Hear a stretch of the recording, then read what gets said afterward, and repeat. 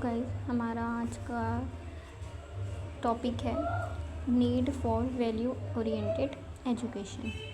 हमने इसके फर्स्ट के 2 टॉपिक्स डिस्कस कर चुके हैं यूनिट 1 के। नाउ ये हमारा थर्ड टॉपिक है। Value oriented education is crucial for holistic development, creating ethical responsible citizens with strong character, empathy etcetera. ये टॉपिक जैसे हमने फर्स्ट में एनालिसिस फॉर इंडियन सोसाइटी में पढ़ा था कि किस किस चीज़ों की वजह से हमारी इंडिया में, हमारी कंट्री में क्या क्या चीज़ें फेस करनी पड़ रही है, करप्शन, ये तो फिर ये उसी का सोल्यूशन है कि क्यों हमें वैल्यू ओरिएंटेड एजुकेशन की ज़रूरत है, क्यों हमें वैल्यू एजुकेशन लेने की ज़रूरत है। तो वही है, इसके की रीज़न्स हम इसमें डिस्कस करते हैं। First is holistic development develops the whole person, physical, mental, emotional, spiritual, rather than just intellectual, building personality, self awareness and discipline। ये होलिस्टिक डेवलपमेंट हमें सबको पता है। आजकल कितने फेक पर्सनैलिटीज़ के लोग आने लग गए हैं। स्पिरिचुअल मतलब कोई अंधविश्वास, वो जो आजकल फेक एस्ट्रोलॉजर्स वगैरह है। तो ये इस वजह से हमें वैल्यू ओरिएंटेड एजुकेशन की बहुत ज़्यादा ज़रूरत है, जो हमें सेल्फ अवेयरनेस और डिसिप्लिन सिखाता है। Moral and ethical foundation install values like honesty, integrity, empathy and respect, guiding ethical judgments and action.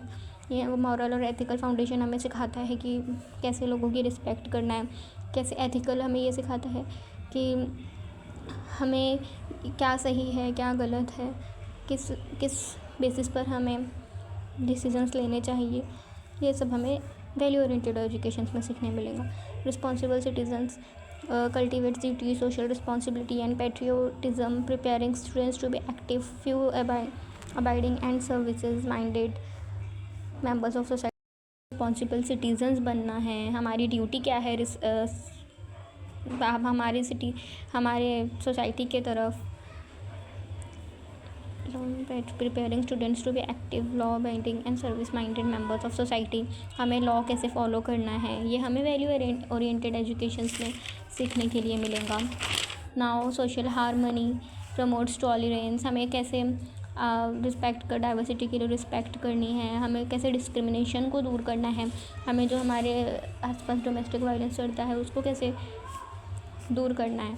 ये सब हमें वैल्यू ओरिएंटेड एजुकेशन में सीखने के लिए मिलता है। Foundation for a better society reduces corruption and malpractice by promoting ethical behaviour in personal and professional life, leading to a more just nation. हमें कैसा अच्छा सिटीज़न बनना है, हमारी एथिकल बिहेवियर को कैसे आगे प्रमोट करना है, करप्शंस को कैसे कम करना है। ये सब चीज़ ये इस नेशन के लिए बहुत कम नहीं, बहुत ज़्यादा होगा अगर हम इन सब चीज़ों के पर ध्यान देंगे।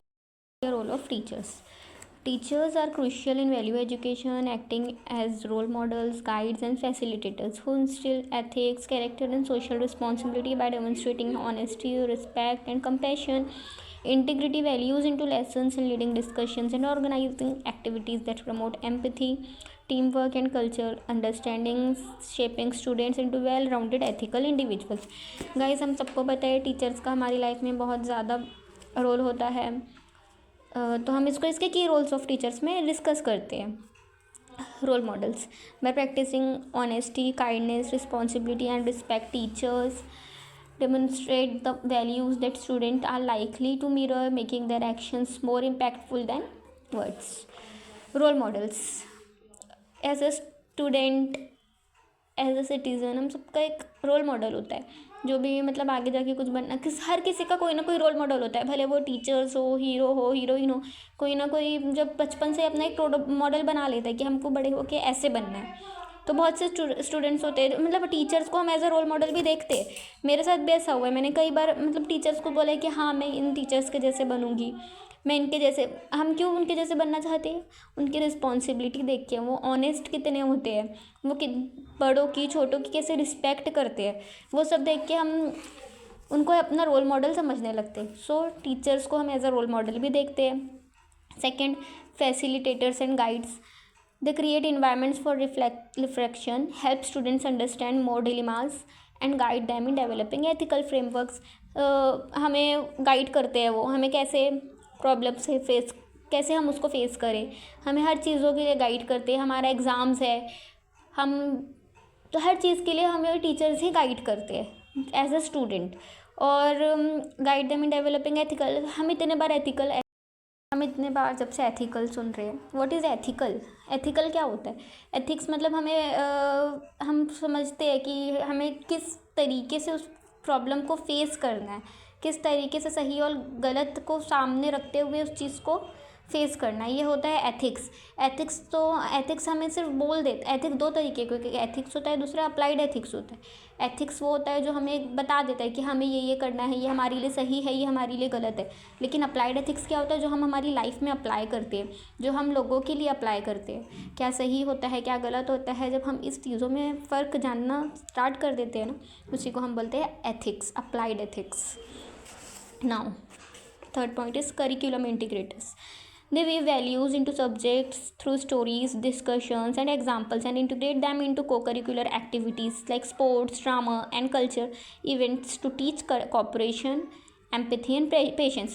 Curricular activities हम सबको पता है क्या होती है, जिसमें हम स्पोर्ट्स एनुअल फंक्शंस हमारे स्कूल में किए जाते हैं, हमारे कॉलेजेस में फंक्शंस होते हैं जिसमें हम स्पोर्ट्स में पार्टिसिपेट करते हैं, ड्रामा में पार्टिसिपेट करते हैं। ये हमारी टीचर्स हमारे लिए क्यों ऑर्गेनाइज़ करते, ताकि हम कॉपरेशन सीखें, हमें लोगों के साथ कैसे रहना है, हमें पेशेंस कैसे रखनी है, हमें इमोशनली उन लोगों के साथ कैसे रहना है, हमें हर चीज़ें शेयर करनी आनी चाहिए, जब हम उनकी हेल्प कैसे कर रहे हैं, ये हमें करिकुलर एक्टिविटीज़ में सीखने के लिए मिलता है। Now fourth point is motivators and counsellors. Teachers inspire students to adopt positive values and provide support when students face challenges, helping build their confidence and inner strength. Motivators, obviously teachers हमारे best motivators होते हैं. Teachers हमें inspire करते हैं कि हमें कैसे positive attitude रखना है, हमें कैसे वैल्यूज़ को ध्यान रखना है, हमें कैसे सपोर्ट प्रोवाइड करना है।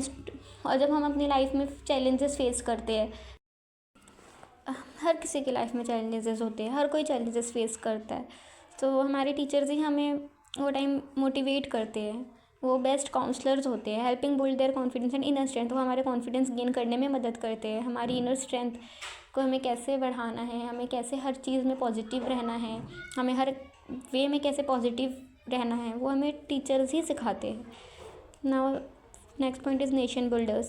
They help shape future citizens with integrity, fostering concern for the nation, society, and humanity, thus contributing to a stronger society. Obviously teachers are nation builder. वो हम एक स्टूडेंट्स को पढ़ा रहे हैं, वो एक स्टूडेंट को शेप कर रहे हैं, मतलब वो नेशन बिल्डर ही हुए ना. हमें अच्छा, अगर हम फ्यूचर में जाके कुछ अच्छा करेंगे तो ये हमारे सिटीजन्स के लिए अच्छा होगा, हम अच्छे ह्यूमन बनेंगे. तो ये सब चीज़ें हमें टीचर्स सिखाती है. Yes, teachers are the nation builder. Now हमारा ये टॉपिक यहाँ पे ख़त्म हो गया है. ब्लॉक 1 हमारा पूरा कंप्लीट हो चुका है. सो हम अब नेक्स्ट लेक्चर में ब्लॉक 2 पढ़ेंगे. Thank you. हमने सबसे पहले यूनिट 1 पढ़ा. यूनिट 1 में social malaise and the need for value education के बारे में पढ़ा, उसका इंट्रोडक्शन दिया कि सोशल मलाइसिस पढ़ा हमने.